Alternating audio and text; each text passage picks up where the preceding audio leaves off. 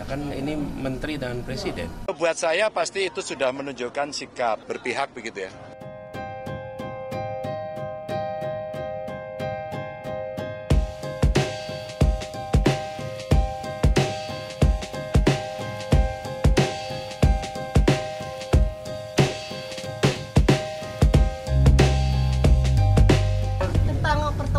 Antara Pak Jokowi dan Pak Prabowo hari ini, Pak, yang sudah dikonfirmasi sendiri oleh staf Presiden, bagaimana Pak tanggapannya terkait pertemuan tersebut? Padahal Pak Presiden di sini ya posisinya, Pak. Ya kan ini menteri dan presiden. Jadi tidak apa-apa ya, Pak? Nggak apa-apa. Ya nggak apa-apa lah.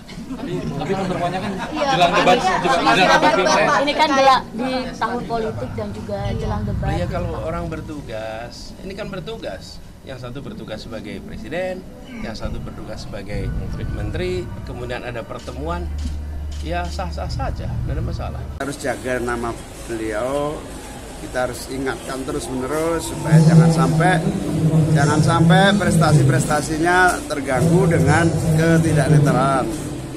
Gus, tapi pertemuan Pak Jokowi dengan Pak Prabowo diglorifikasi oleh menteri-menteri, salah satunya Pak Erick Thohir. Mungkin adakah indikasi ketidaknetralan juga di kabinet, Gus? Ya nanti kita awasi bersama lah, tapi bahwa kita tidak bisa melarang menteri sama presiden ketemu. Rakyat yang menilai lah. Gus, baru-baru ini. Buat saya pasti itu sudah menunjukkan sikap berpihak begitu ya. Kalau saya sih biasa saja. Kan memang sudah berpihak. Malah lebih baik kalau ditegaskan bahwa ya saya berpihak.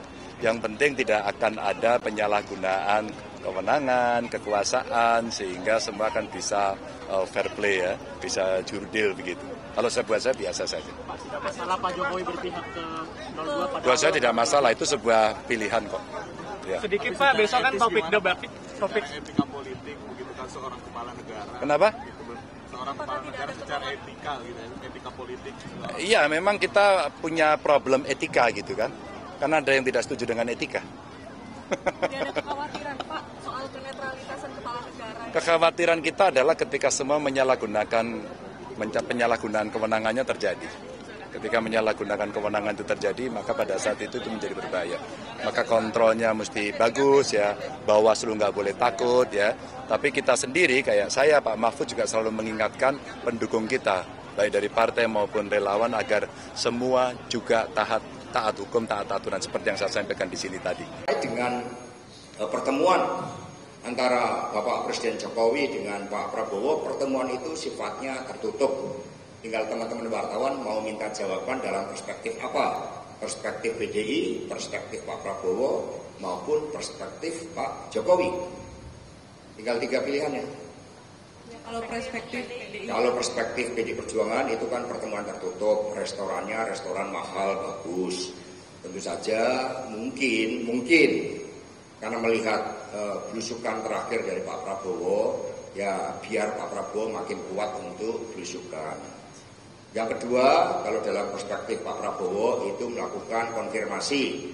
Karena pasti menjelang debat ini banyak pertanyaan terkait dengan pembelian pesawat bekas. Kami dulu dapat informasi bahwa pembelian pesawat bekas tersebut tanpa konfirmasi dengan Pak Presiden Jokowi. Ya mungkin hal itu juga dibahas terkait dengan persiapan debat. Kalau perspektif Pak Jokowi, karena Pak Jokowi ini kan juga tidak suka rame-rame, jangan emosi, kira-kira itu analisis dari PDI Perjuangan.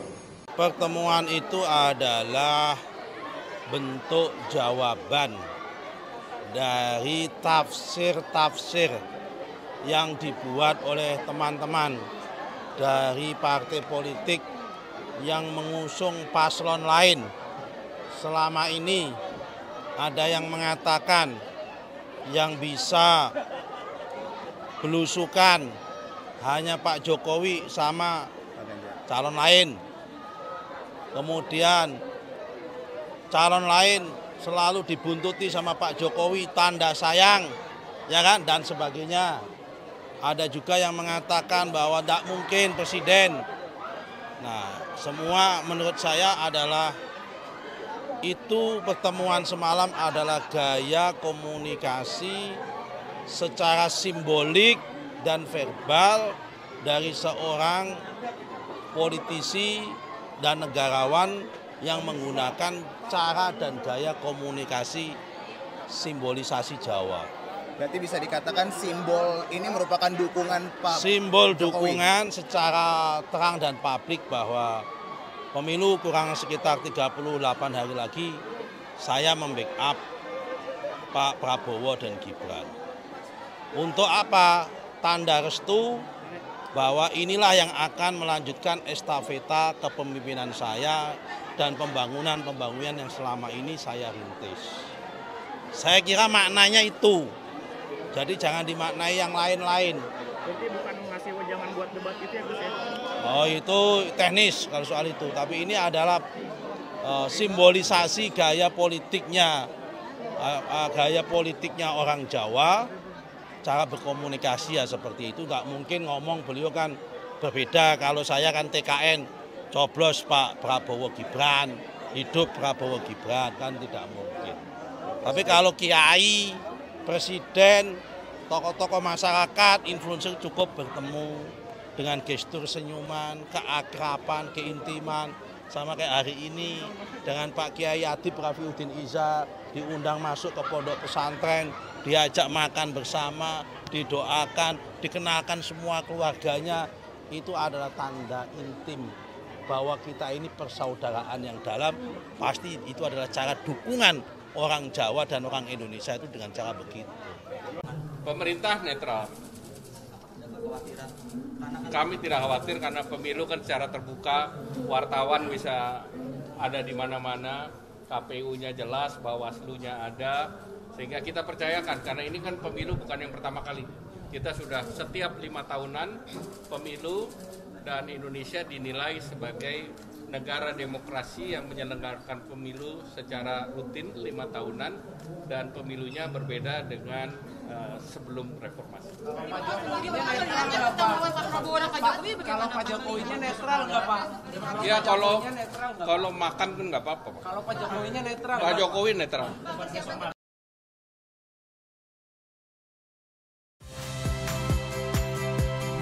Saya Agin Fridianto. Saksikan terus program-program Kompas TV melalui siaran digital, pay TV, dan media streaming lain. Kompas TV, independen, terpercaya.